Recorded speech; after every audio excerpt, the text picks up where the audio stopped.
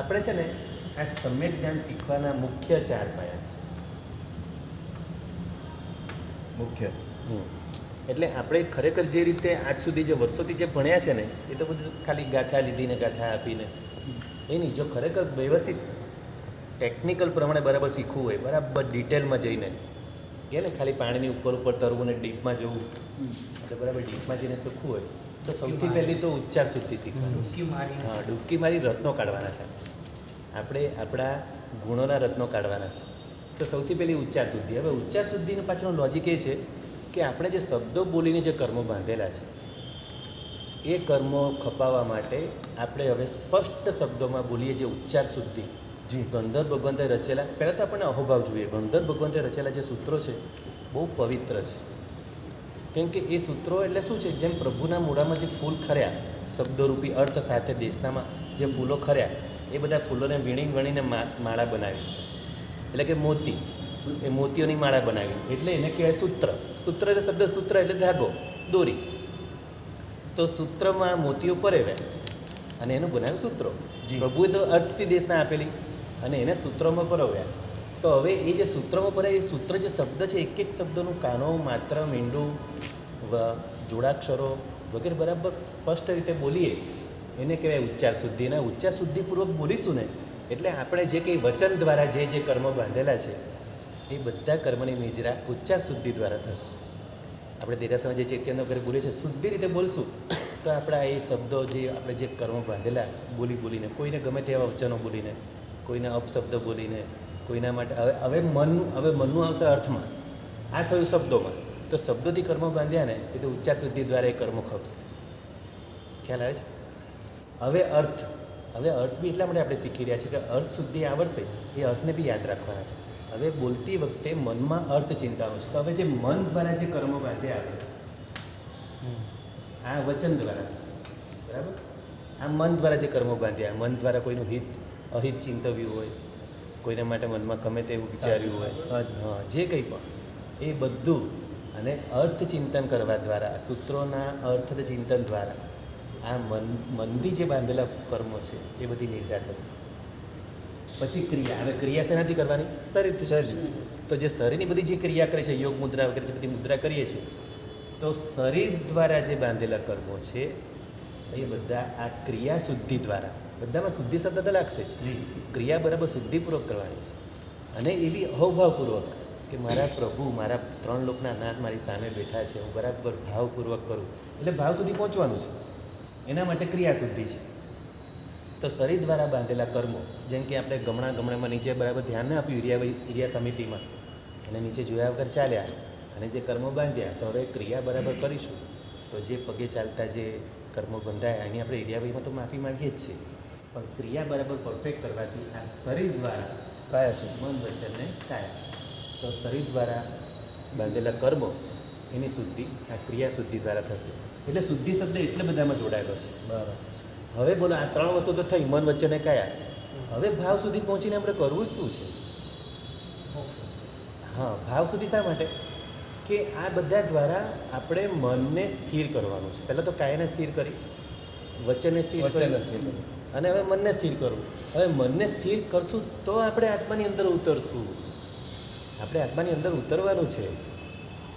એટલે આત્માની અંદર ઉતરી અને પ્રભુના ગુણોનું ચિંતન કરવાનું છે. તો આપણને હવે ભાવ જાગશે. આ જે ભાવ જાગવાનું કારણ, મૂળ કારણ આ છે કે આપણું જે કાયા સ્થિર નથી રહેતી, વચનો સ્થિર નથી રહેતા, સ્તુતિ બરાબર બોલતા નથી, એમાં અર્થ ચિંતવતા નથી, મન સ્થિર નથી રહેતું, એ બધું સ્થિર કરવાનું છે આ 3 શુદ્ધિ દ્વારા. અને એ કરતાં કરતાં હવે ભાવ શુદ્ધિ આવશે. અને ભાવ શુદ્ધિ આવી એટલે આત્મા પરિણત થશું આપણે. આત્મામાં પરિણતિ થવાની છે, બરાબર. આત્માને પરિણત કરવાનું છે, ઓતપ્રોત કરવાનું છે પ્રભુના ગુણોના ચિંતનમાં. જી. હવે આપણને પ્રભુના ગુણો, હવે માત્ર પ્રતિમા નહીં, પ્રભુના ગુણો દેખાવા જોઈએ. પ્રભુનું આખું ચરિત્ર આપણને એમ હા, ચલચિત્રની જેમ દેખાવું જોઈએ. આખું પ્રભુનું ચરિત્ર 27 ભવો બધા પ્રભુના, હવે પાર્શ્વનાથ ભગવાનના જે 10 ભવો, એ બધું જ દેખાવું જોઈએ આપણને. જે ભગવાનની સામે આપણે બેઠા છે, જેમની સ્તુતિ સ્તવન વગેરે ગાઈ રહ્યા છે, એ બધા એમના ગુણોનું ચિંતન. બસ હવે દેરાસરમાં શું ચાલી રહ્યું છે કશું નથી જોવાનું. આપણે હવે જ્યારે ચૈત્યાનંદ કરવા બેઠા છીએ ત્યારે બસ આ એક જ ધ્યાન, હું ને મારા પ્રભુ, હવે કદાચ મારો પાટલો કોઈ લઈ લે, મારા પેલો સાથીઓને બધું મેં મારા ફૂલો જે પ્રભુને આંગી કરી છે એ બી કોઈ ફેરવી કાઢે? કંઈ નહીં. હવે હવે હવે એનું કામ છે. હવે એ ભક્તિ કરી રહ્યો છે. મેં મારી ભક્તિ કરી લીધી, હવે મારું ભક્તિ. હવે મારે પ્રભુના ગુણોનું ચિંતન, હવે મારે ભાવ પૂજા કરવાની છે.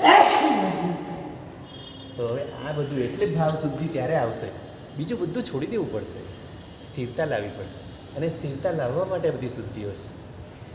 એટલે આપણે ઉચ્ચાર શુદ્ધિ હમણાં કરી રહ્યા છીએ બધા સૂત્રોની, બરાબર? તો ઉચ્ચાર શુદ્ધિ આવશે અને સાથે સાથે અર્થ કરી રહ્યા છે તો અર્થ શુદ્ધિ આવશે. ક્રિયા શુદ્ધિમાં આપણે આગળ ખમાસના વગેરે બતાવેલું છે. મોહપતિના બોલ આવશે. વાંદણાની પણ બહુ પરફેક્ટ ક્રિયા છે. વાંદણા, જી, વાંદણામાં યથાજાત મુદ્રા છે. યથાજાત, હા. યથાજાત એટલે જ્યારે બાળક જન્મ્યો ન હોય એના પહેલાં માના ગર્ભમાં હોય ત્યારે કઈ મુદ્રામાં હોય? બાળક જ્યારે માના પેટમાં હોય ત્યારે કઈ મુદ્રા? એને યથાજાત મુદ્રા કહેવાય. યથાજાત, જાત એટલે જન્મ થયો.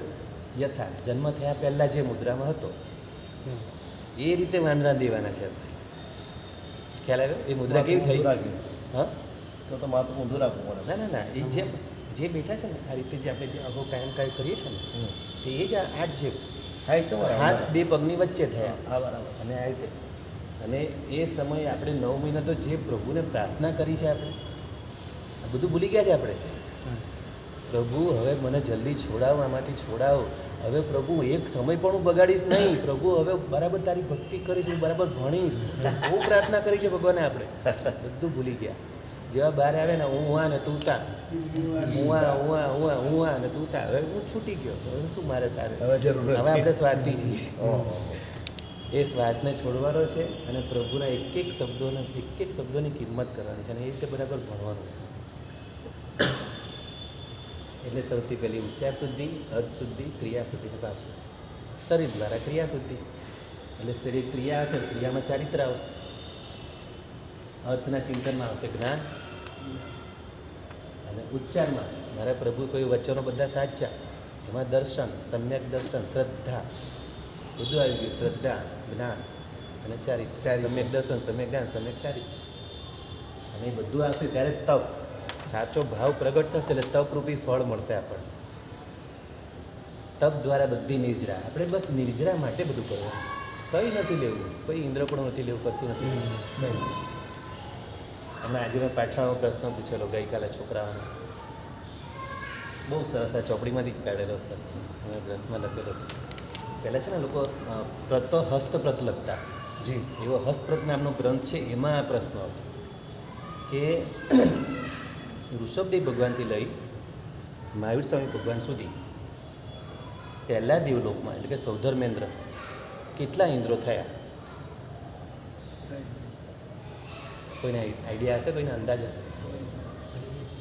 ઋષભદેવ ભગવાનથી લઈ અને મહાવીર સ્વામી ભગવાન સુધી કેટલો સમયગાળો થયો? એક કોડાકોડી સાગરોપમમાં ખાલી 42,000 વર્ષ ઓછા. 5 અને 6 અને 21 કાઢી નાખો, અને બધું મળીને એક કોડાકોડી સાગરોપમ થાય. આટલા સમયમાં કેટલા ઇન્દ્રો થયા પહેલા દેવલોકમાં? સૌધર્મેન્દ્ર દેવ છે, સૌધર્મેન્દ્ર, હા, સૌધર્મ દેવલોક પહેલો, જે 32 લાખ વિમાનોનો સ્વામી છે. એવા ઇન્દ્રો કેટલા થયા? તમે ખાલી અંદાજ મૂકો, કેટલા થયા હશે? 33 કોડાકોડી ભાગી કાઢીએ.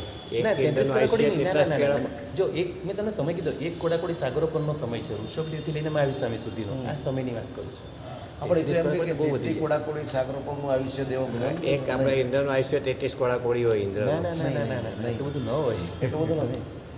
33 સાગરોપમ હોય. જી, 33 સાગરોપમ તો છેક સર્વાત સિદ્ધિ વિમાનમાં છે એનું. સર્વાત સિદ્ધિ વિમાનમાં. અને આ તો પહેલા દેવલોકની વાત ચાલે છે. પહેલા દેવલોકના ઇન્દ્રનું આયુષ્ય પલ્યોપમમાં હોય. કોઈનું 2 કે 5 કે બસ એવું પલ્યોપમમાં. તો પલ્યોપમ બી અસંખ્ય વર્ષો હોય. તમે બોલો, કલ્પના કરશો કેટલા ઇન્દ્ર થયા હશે? પુસ્તકમાં લખેલું છે, તમને પુસ્તક કાઢીને બતાવીશ. 50 લાખ ઇન્દ્ર ઋષભદેવથી લઈને મહાવીર સ્વામી સુધીમાં 50 લાખ ઇન્દ્રો થયા. અને બધા સમકીતી હોય. ઇન્દ્ર બધા સમકીતી હોય. બધા જ ઇન્દ્ર સમકીતી, બધે મોક્ષે જવાના. 60 સમકીતી હોય તો પછી મનુષ્ય બનીને મોક્ષે જવાના. પણ 50 લાખ ઇન્દ્રો એટલે વિચાર કરો, કેટલો બધો કાળ છે. આ કેટલો મોટો કાળ થયો. ઋષભદેવ એટલે હવે આપણે ખાલી વીર પ્રભુની વાત કરી. વીર પ્રભુએ મરીચીના ભાવમાં દીક્ષા લીધેલી ઋષભદેવ ભગવાન પાસે, અને હવે છેલ્લા 24ના તીર્થંકર પોતે થયા. એમના 27 ભાવ આપણે ખાલી બોલવાના 27 ભાવ છે.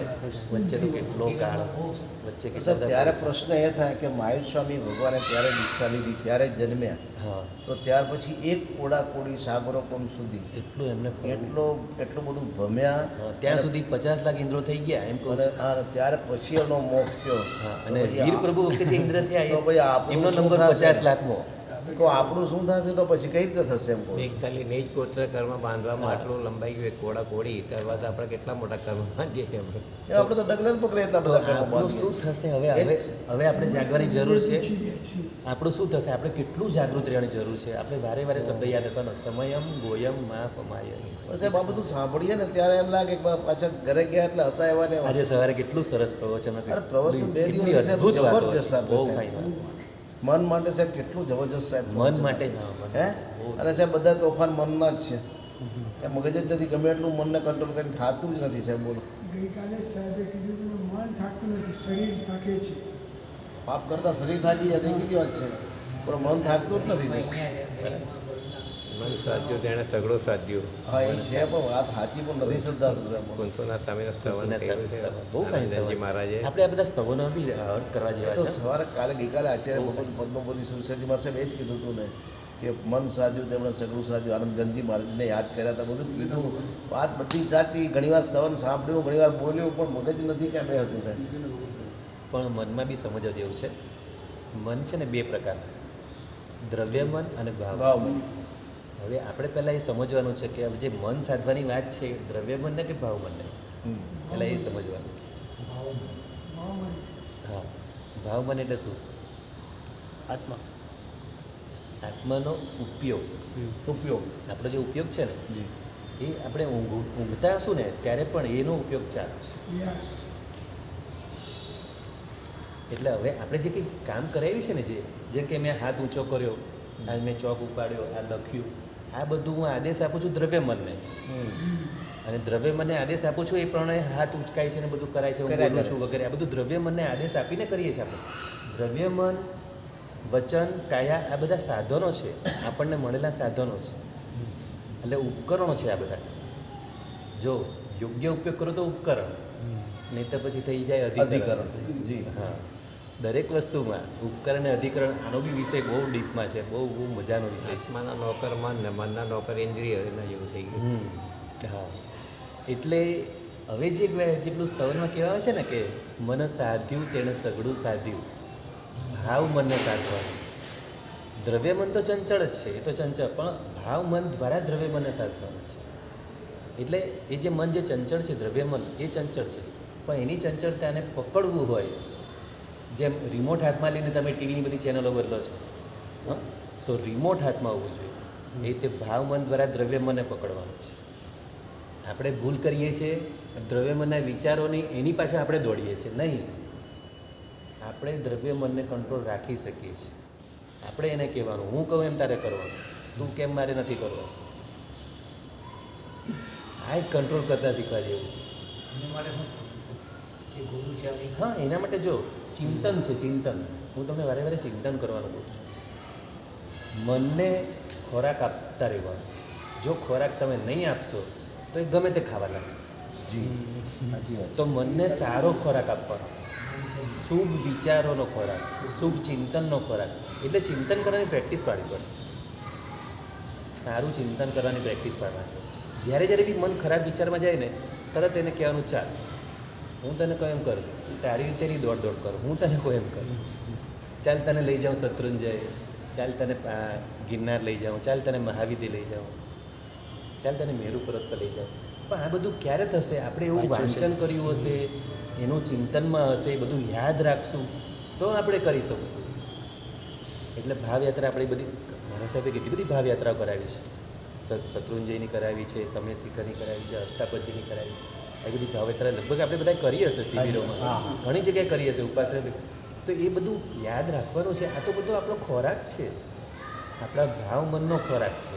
એટલે આ ખોરાક આપણે બરાબર સાચવી રાખવાનો. અને આ ચિંતન સારું ચિંતન આપ્યા જ કરવાનું આખો દિવસ મનને સારું ચિંતન આપ્યા કરવાનું, પછી મન કચરાપેટીમાં જશે જ નહીં. જતું તો રોકવાનું જ, આ જ કરવાનું છે. એટલે વિચાર શુદ્ધિ, અર્થ શુદ્ધિ, ક્રિયા શુદ્ધિ, અને અહીંયા આપણે ભાવ શુદ્ધિ સુધી પહોંચો. ભાવ શુદ્ધિ સુધી પહોંચ્યા એટલે હવે આપણે પ્રભુની અંદર એકાકાર થવાનું છે, બરાબર એકાકાર થવાનું છે. એના માટે જ આ બધી મહેનત છે. એટલે વચનને કંટ્રોલ કરવાનો છે, મનને અર્થ દ્વારા કંટ્રોલ કરવાનો છે, અને કાયાને મુદ્રા દ્વારા. એટલે બધી મુદ્રા શીખવાની છે. અને બરાબર ભાવ સુધી પહોંચ્યા, હવે સાચી નિર્જરા હવે થશે આપણી કર્મની નિજરા. આ સકામ નિજરા થશે. તો પહેલે બધી એમને આપણે જે કરીએ છીએ ખાલી રોબોટિક પૂજા કરી આવ્યા, અષ્ટપ્રકારી ધૂપ ને દીપ ને બધું કરી લીધું, ખાલી રોબોટિક કર્યું. પણ જ્યાં સુધી અહોભાવ નથી, જ્યાં સુધી આપણે કર્મ નિજરાનું અંદર આશય જ નથી, લક્ષ્ય જ નથી આપણું, આપણે લક્ષ્ય નક્કી કર્યા વગર બધું કરીએ છીએ. જી પહેલાં લક્ષ્ય નક્કી કરો. હું આ જે બધું કરું છું, ઘરેથી નીકળ્યો, પૂજાના કપડાં પહેરી નીકળ્યો ત્યારથી બસ મારે આજે ઉત્તમ કર્મ નિજરા કરવી છે, મારે 3 લોકના નાથની ભક્તિ કરવી છે, મારે જેટલી બને તે આજે એવી ઉત્તમ નિજરા કરવી છે કે મારા અનંત ભવના કર્મો ખપી જાય. એ ભાવથી નીકળી, એ ભાવથી પહોંચી, એક ડગલું ભરે શેત્રુંજા સમુજે રીખવ કહે ભવ ક્રોડના કર્મ ખપા. તો એક ડગલું કેવું હોવું જોઈએ? આપણે તો પહેલાં ટ્રેનમાં બેઠા અને વિમાનમાં બેઠા અને નહીં, એમ નહીં, એક ડગલું છરી પાલિત સંઘમાં આપણે જે કરીએ ને એ જ યાત્રા, એક ડગલું. એ રીતે અહીંથી ઘરેથી નીકળ્યા દેરાસર, એ પણ એમ જ માનો કે હું શત્રુંજય જ જઈ રહ્યો છું. હું મારા 3 લોકના નાથ પાસે સમો શરણમાં જઈ રહ્યો છું. આ દેરાસર નથી, સમો શરણ છે. એક પગથિયું ચડી, આમ સમો શરણના પગથિયા ચડી રહ્યો છું.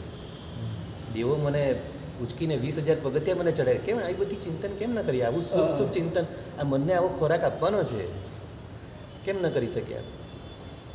આપણું મન છે, મન આપણે જ બનાવેલું છે, આપણે જ એને કાબૂમાં રાખવાનું છે. જેટલું સારું ચિંતન કરો. સમોસરના પગથિયા ચડી રહ્યો છું, કેવી મજા આવે. પ્રદક્ષિણા દઈએ, સમોસરના પ્રભુને પ્રદક્ષિણા દઈને હવે જાઉં છું કાળ અનાદિ અનંતથી. 3 પ્રદક્ષિણા દોહા બોલીએ અને પછી ભાવથી પ્રભુ પાસે જઈને સ્તુતિ કરીએ. સાઈડ પર ઉભા, પાછળથી જોવાનું, કોઈને નડવાનું નથી, જોઈ સાઈડ પર ઉભા રહીને. અને પછી મંદ સ્વરે સ્તુતિ બોલવાની છે. સ્તુતિમાં તો ઓહો એવી બધી એટલી અદ્ભુત સ્તુતિઓ છે. સ્તુતિઓના જે અર્થ છે, ખાલી દર્શનમ દેવ દિવસ સ્તુતિ હોય ને એના પર બી અઠવાડિયું, 10 દિવસ, 15 દિવસ એવા પ્રભુ મહારાજ સાહેબ એવા પ્રવચનો કરે. ખાલી દર્શનમ દેવ દિવસ એ સ્તુતિ પર કેટલું બધું છે. તો આપણે હવે જો હવે આવશે ચૈત્રી હોળી, ચૈત્રી હોળીમાં આપણે હવે શું કરશું? સૂત્રો હમણાં 12.5 દિવસનો અસજ્જાય હશે, એમાં આપણે બધું દેરાસરની વિધિ બધું ચાલુ કરશું. એટલે આજે થોડુંક બેઝિક તમને એના માટે ખાસ કીધું. હવે આમાં જવું છે ને, ડૂબકી મારવી છે ને, મજા આવશે ને ડૂબકી મારશે. અરે બરાબર ડૂબવું છે, ભક્તિમાં ડૂબી જવાનું છે. જે ભક્તિમાં ડૂબી જાય ને એ પાર પામી. ઉપર તરત ભક્તિમાં અંદર ઊંડા ડૂબવાનું છે.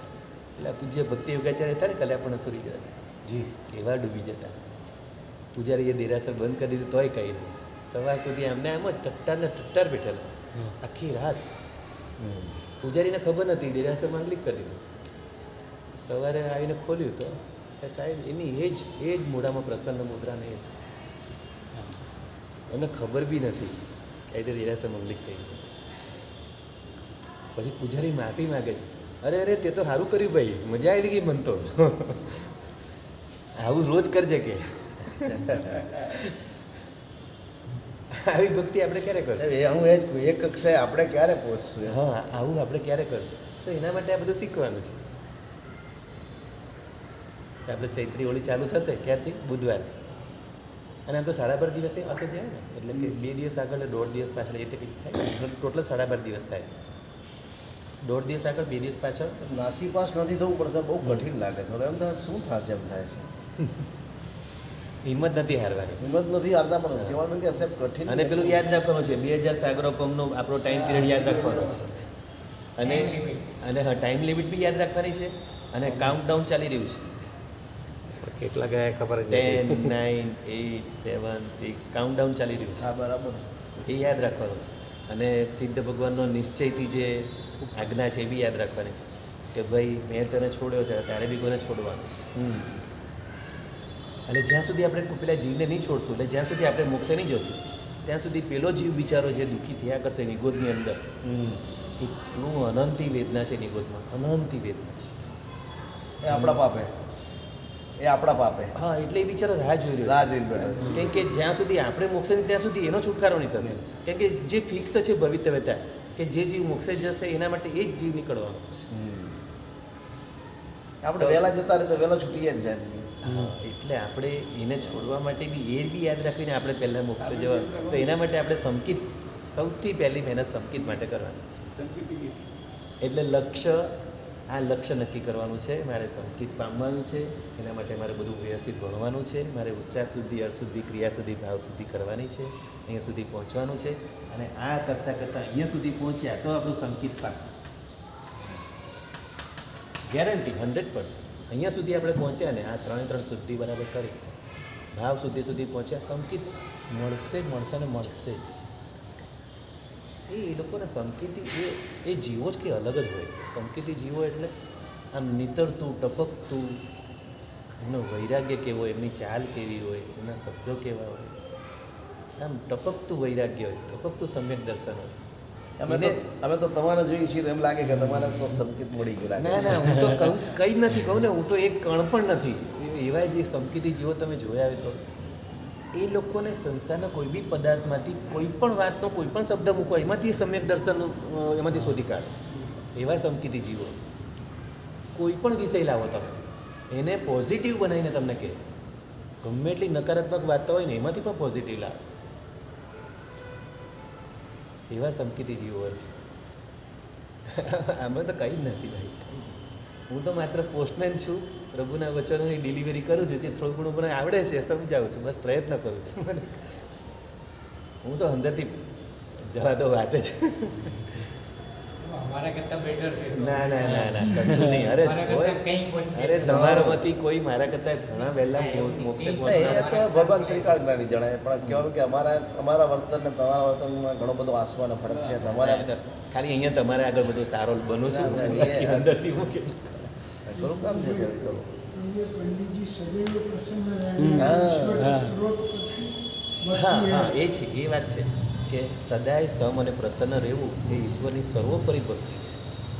આખો દિવસ તમે પ્રસન્ન રહેવું એ પણ એક જાતની ભક્તિ છે પ્રભુની. સાહેબ, પરિસ્થિતિ હા, ગમે તે સંજોગો એવો આવી ગયા તો એવો પ્રસંગ થવો હા, અઘરું નથી પડે છે જતું, આ તો સાહેબ. ધ્યાન થઈ જાય છે બરાબર. હા, સાચી વાત થઈ જાય છે. છે. જો હમણાં હું ખાલી બોલું છું, પણ બાકી મને બી જો ફ્રેક્ચર થયું હોય તો હું બી આર્ત ધ્યાન કરવા લાગુ. એવા જીવો જે છે કે જેને કેન્સરમાં પણ આ પૂજ્ય રત્નસુંદરસિંહ મહારાજ સાહેબ કહે ઘણીવાર પ્રવચનમાં, અહીંયાથી કાનમાંથી કીડા ખરે છે કેટલા બધા. હા. ટિફિનના ડબ્બા ભરીને ચાર ડબ્બા ભરીને કીડા ખરે છે. તો પણ એ બેનનું કીધું છે કેવા સમતા ભાવમાં, કેવા સમતા ભાવમાં. એ પેલા કોઈ ગુરુ ભગવાન પ્રમાણે હા, આવી તો એમને કેન્સર થયેલું તો જોવા આમ પડે ને હા. તો પેલો માણસ રાખેલું તેને કે પાછા આમાંના બિચારા મરી જશે, હા, હા, હા. પછી એના અંદર જ બરોબર. નાખવાનું. કેવું? ઉડીને પડે ભાગ પાછો પડીને અંદર હા. નાખવાનું. એટલું બધું એ કેવી ક્ષમતા હશે સહન કરતા હતા અને મોઢા ઉપર એકદમ સ્મિત. હવે આવી ક્ષમતામાં આપણને તો આમાંનું કશું નથી, આપણામાં બિલકુલ નથી. આપણામાં કેવી રીતે આપણામાં ક્યારે આવશે આ? એ દેખો, ગુરુ રહીને અમારા છે. સારા કાકા છે, હા. અમારા સારા કાકાને આટલું લાગેલું છે, આટલું હાથ સુજ્યો છે, હા, અને જ્યોતિ આમ દીશ, બધું હા. આટલી જખમ થઈ છે, આટલું એ થયું છે, તો પણ એમને જરાય આ ઉંમરે બી આટલું ઉત્સાહ રાખીને પધારે છે કે કેટલો તો ઊંચો બી જો ને આત્મા છે. આવી રીતે આમ ટટ્ટાર બેસીને ભણવું ને એમ કેટલું સારું કહેવાય. બસ આ જ. પ્રભુએ એમને અંગઠાણ દેખો કેટલું જખમ જોરદાર થઈ છે. આ દેખો આ ગાંઠ એ તો બચી ગયા, એમને ઘાત હતી, બચી ગયા. હમ. અહીંયા અમારી તો અમારો આ ઉપવાસ થઈ કોણ છે? મને નથી લાગ્યું કાંઈ. હા, આખી ટ્રકે એને ફેંકી દીધું. હા, એની વાત. પણ સાહેબ પરિસ્થિતિ એવી આવે ને ત્યારે ખરેખર ક્ષમતા રાખવી એ બધું અઘરું કામ છે સાહેબ. બસ આ એના માટે જ પ્રેક્ટિસ કરવાની છે આપણે. બસ વારે વારે આપણે રોજ પ્રભુની ભક્તિ કરીએ છીએ એમાં આ જ કે પ્રભુ તારા જેવી ક્ષમતા, તમારા જેવી સમાધિ મને ક્યારે મળે. એટલે જ પેલું છે ને સ્તુતિ એમની કમાટી તને સોચી તમને પ્રભુ તુલ્ય મનોવૃત્તિ. એટલે ખાલી પ્રભુ તુલ્ય મનોવૃત્તિની બી માણા કરવાની છે. બધાને સરખી નજરે જોવાની. પ્રભુ તુલ્ય મનોવૃત્તિ, મનની વૃત્તિ બંને માટે સરખી. કમઠ હોય કે ધર્ણેન્દ્ર, હા, બંને માટે સરખી. બસ આપણે પણ બધા કમઠ ને ધર્ણેન્દ્ર મળે જ છે આપણને બધા. આપણે આ જ જોવાનું છે. આપણે બધા માટે સરખી દ્રષ્ટિ રાખવાની. Everybody sir, only some continuous practice is a success of life. હા એટલે ભગવાનની ભક્તિ કરતા રહો. હા, અને એનું ચિંતન મનમાં કન્ટિન્યુઅસ ચિંતન રાખવું. બસ ચિંતનની પ્રેક્ટિસ પાડવાની છે. એટલે મનને બરાબર ચિંતનમાં રાખવાનું છે. બરાબર. ભગત સાહેબ અપેક્ષા એ જ રાખી કે ધરને અંદર જ મળે, કમઠની અપેક્ષા રાખતા જ નથી. કમઠ મળી જાય એટલે સમજી લો કે મળે તો જ ધર્મેન્દ્ર મળે. એટલા મળે જ કે હા, જો તમે જે કીધું ને એના માટે પૂજ્ય ભવ્ય સુંદર મહારાજ સાહેબે કીધેલું બહુ મસ્ત કીધું. કે જે 3 પ્રકારના રાગ, કામરાગ, સ્નેહરાગ અને દ્રષ્ટિરાગ. તો હવે તમે જે કીધું ને કે બસ મને તો ખાલી ધર્ણેન્દ્ર જ મળે, કમઠ ન મળે, બરાબર. તો આ શું થયું? આપણો અનુકૂળતા પ્રત્યેનો રાગ થયો. એટલે મારા શરીરને પ્રતિકૂળતા મને ન મળે એવી આપણે ભગવાનને પ્રાર્થના કરીએ. તો એનો મતલબ કે શરીર પ્રત્યે રાગ છે માટે એવું માગ્યું કે મને કમઠ ન મળે, મને ધર્ણેન્દ્ર મળે. પણ ધર્ણેન્દ્ર બી ક્યારે મળે? એ ધર્ણેન્દ્ર જ્યારે એના ગયા ભૂમાં એને જ્યારે અગ્નિમાંથી ઉગારેલો તો ધર્ણેન્દ્ર મળે. આપણે એવા કોઈને ઉગાર્યા છે?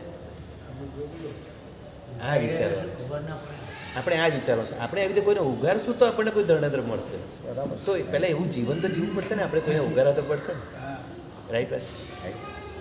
તો આ ચિંતન પ્રભુના જીવનમાં પૂરેપૂરું બધું જીવનનું ચરિત્ર એને એ રીતે આપણને એમ દેખાય, એ રીતે ચિંતન કરીએ ને તો પછી બધું ઇઝી જ છે ઇઝી જ. પણ એવું આપણે બનવું પડશે. દરેક ભાવમાં કમઠ હેરાન કરે છે, પણ એમણે બી નક્કી કર્યું ભલે તું મને હેરાન કરે, મારે તને સમ્યક દર્શન આપવું જ છે. છેલ્લે આપ્યું સમ્યક દર્શન. છેલ્લા ભાવમાં સમ્યક દર્શન આપ્યું જ છે. તું મને ભલે વેર આપ, નફરત આપ, જે આપ, બધું લઈ લઈશ, હું તને સમ્યક દર્શન આપીશ. કેવું સરસ કહેવાય. કચરો બધો લઈ લેવાનો અને પ્રેમ આપવાનો. આ જ કરવાનું છે આપણે. હા હા, ભાઈ હતા પણ કેવું પણ કેવી ક્ષમતા, 10 ભાવ ક્ષમતાની જ સાધના કરી છે. એટલા માટે પોત 10મી કરવાની છે. ક્ષમતાની સાધના, પ્રેમ જ આપવાનો. અને પ્રેમ કંઈ માનતો જ નથી, પ્રેમ ખાલી આપવાનું જ જાણે છે. આ જ આપણે કરવાનું છે. પાર્શ્વનાથ ભગવાન એ જ કહે છે, બસ પ્રેમ આપવાનું જાણે છે. પ્રેમ કંઈ માનતો નથી, કંઈ જોઈને રાગ માગે છે. આપણે રાગને પ્રેમની વચ્ચેની જે રેખા છે ને સમજવાની છે. આ ભેદ રેખા સમજવાની, રાગ અને પ્રેમ. રાગ અધિકાર જમાવે છે, મારું, હું કહું એમ કરવાનું, આ રાગ.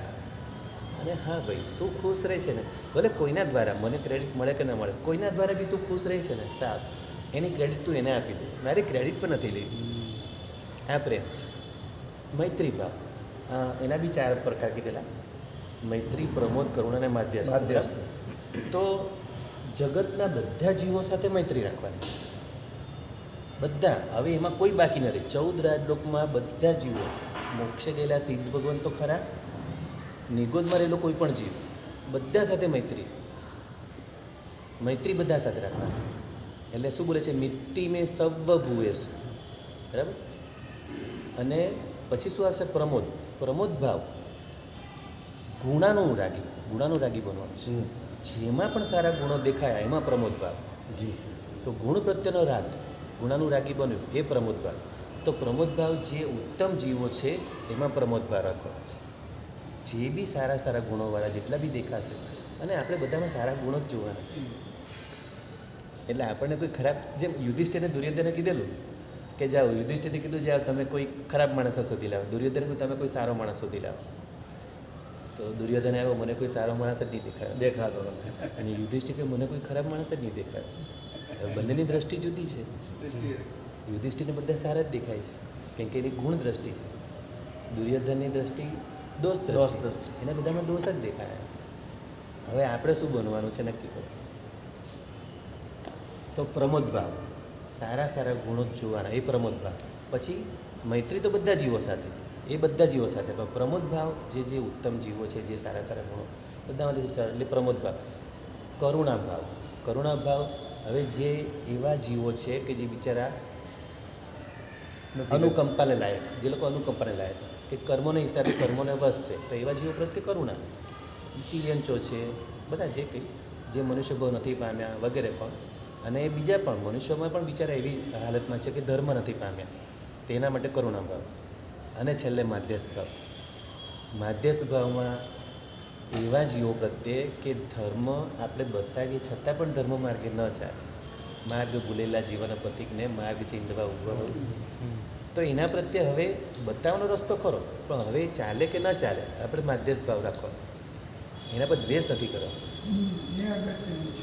એટલે આ માધ્યસ્થ ભાવ કેળવવાનો એ બહુ અઘરો અગત્યનું છે ને એટલું અઘરું પણ છે ને સાહેબ. હા, આપણે માનો કે કોઈએ સલાહ માંગી, સલાહ આપી, પણ એ સલાહ પ્રમાણે ચાલે કે ન ચાલે, પણ હવે દ્વેષ નથી કરવાનો. હવે એને ચાલવું ન ચાલવું એની મરજી. કોઈ એડ્રેસ પૂછ્યું, બતાવ્યું એડ્રેસ. હવે આમથી આમ થઈને આમ જાય તો ભલે ગમે ત્યાંથી જાય, આપણે બતાવવાનું કામ આગળ સીધાનું કરી દીધું. હવે એની મરજી અને જેમ જવું હોય. એટલે માધ્યસ્થ ભાવ છે ને, માધ્યસ્થ ભાવ આપણને બહુ બચાવે છે. માધ્યસ્થ ભાવ જો કેળવશું ને આપણે, તો મોટા ભાગના આપણે કોઈની સાથે વેર નહીં બંધાશે, કોઈના પ્રત્યે દ્વેષ નહીં થશે. બધા જીવો પ્રત્યે અદ્વેષ ભાવ, આ સૌથી મહત્ત્વનો. ધર્મમાં એન્ટ્રી કરવા માટે સૌથી પહેલું અદ્વેષ ભાવ. કોઈ પણ જીવ પ્રત્યે દ્વેષ નથી. રાગ તો નથી જ કરવાનો, પણ પહેલાં તો શરૂઆત અદ્વેષ ભાવ. કોઈ પણ જીવ પ્રત્યે દ્વેષ નહીં. એ રીતે આ ચારે ચાર વસ્તુ થઈ: મૈત્રી, પ્રમોદ, કરુણા. મૈત્રી બધા જીવો સાથે. પ્રમોદમાં તે ઉત્તમ જીવો, જેમ તીર્થંકર ભગવંતો, ગણધર ભગવંતો, સાધુ સાધી ભગવંતો, આ બધા જે ઉત્તમ જીવો છે એમનામાંથી પ્રમોદ ભાવ. એમને જોઈને આપણને આપણા સાધર્મિકો, બધા મિત્રો, બધા જ આપણી સાથે બધા જે ધર્મારાધના કરનાર બધા પ્રત્યે પ્રમોદ ભાવ બહુ જરૂરી છે. આ પ્રમોદ ભાવ પણ બહુ પૂજ્ય રત્નસુંદર મહારાજ સાહેબને પ્રમોદ ભાવ બહુ જોયો છે. નામ પ્રમોદ ભાવ એટલે કોઈ પણ નાની વ્યક્તિમાંથી બી સારો ગુણ ખેંચી કાઢશે, અને ભર સભામાં સારા ગુણની તો પ્રશંસા દિલથી કરે. એનામાં પ્રમોદ ભાવ બહુ ફાઇન છે. કરુણા તો ખબર જ છે, ગરીબોના અનુકંપા માટે, બધા જીવો માટે કરુણા. અને માધ્યસ્થ ભાવ તો આપણે ખાસ આપણા જીવનને સુશિક્ષિત બનાવવા માટે જે 4 શિક્ષાવ્રતો છે ને, 9મે સામયિક, 10મે દિશાવ્રત છે, 11મે ઔષધો અને 12મે અતિથિ સર્વજ્ઞ. આ 4 શિક્ષાવ્રતો છે. તો જેમ શિક્ષાવ્રતો આપણને આત્માને શિક્ષિત કરવા માટે, એવી રીતના આ માધ્યસ્થ ભાવ આત્માને બરાબર શિક્ષિત કરવા માટે માધ્યસ્થ ભાવ બહુ જરૂરી છે. તો આપણે સંકિત માટે બધી મહેનત કરવાની છે, લક્ષ્ય રાખવાનું છે સંકિતનું લક્ષ્ય રાખીને જે કંઈ બી ક્રિયા કરીએ, જે કંઈ પણ ઉચ્ચા સુધી, અશુદ્ધિ, ક્રિયા શુદ્ધિને ભાવ શુદ્ધિ સુધી પહોંચવા માટે સંકિતનું લક્ષ્ય રાખીને કરીએ તો બસ 2-5 ભાવમાં તો મોક્ષ પાક્કો થઈ જાય. ટિકિટ લેવી. હા, એટલે સંકેત ટિકિટ છે. આ સંકેતની ટિકિટ આના 3 પ્રકાર. એટલે ભગવાન મહાવીરના 27 ભાવ થયા, આટલો બધો કાળ થયો, તો ભાઈ આપણા 2-5 ભાવે ક્યાં ઠેકાણું પડશે?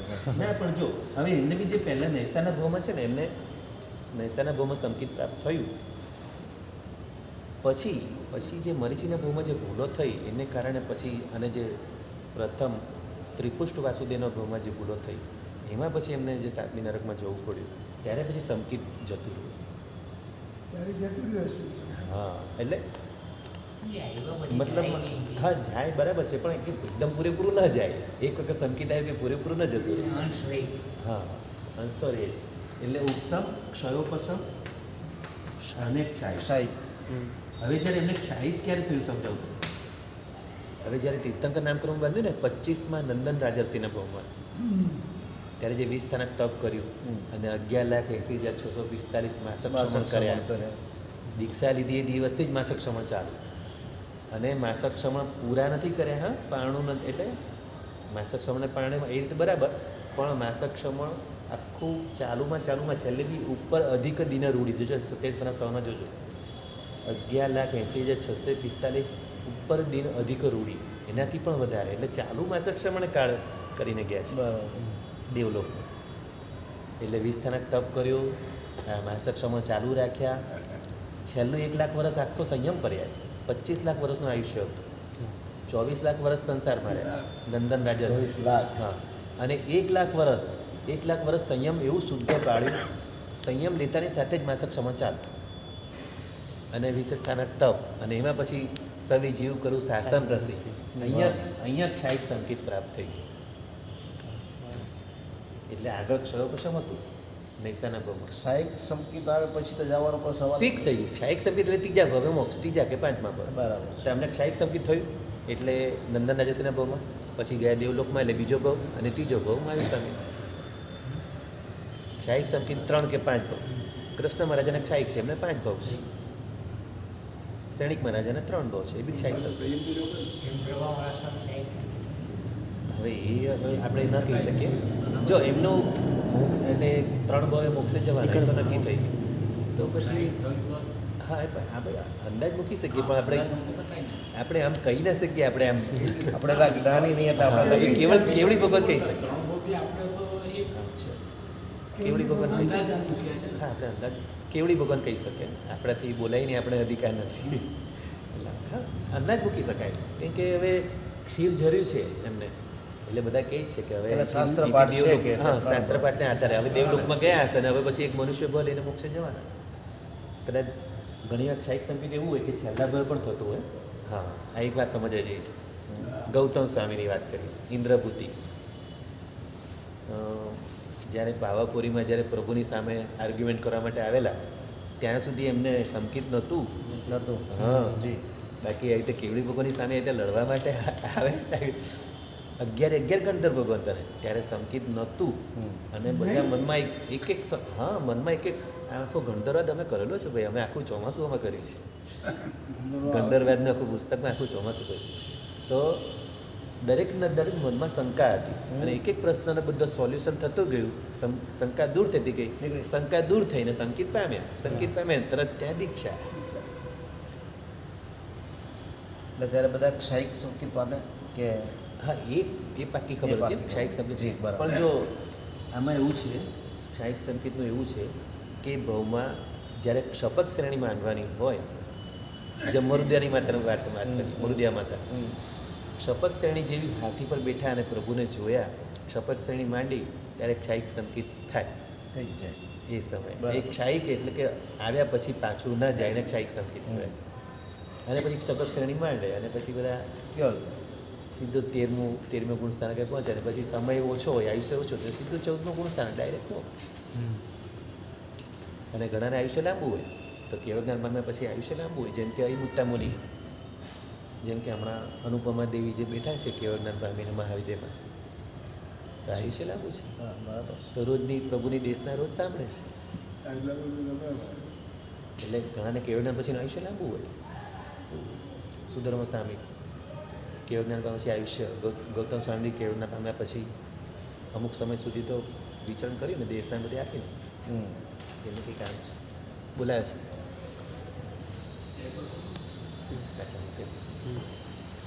તો આવી બધી ઘણી બધી વાતો છે આપણે જૈન શાસ્ત્રની, અદ્ભુત વાતો છે. આજે આપણે આટલું રાખીએ. ચાલો જીના ત્યાં બોલાય શ્યામ.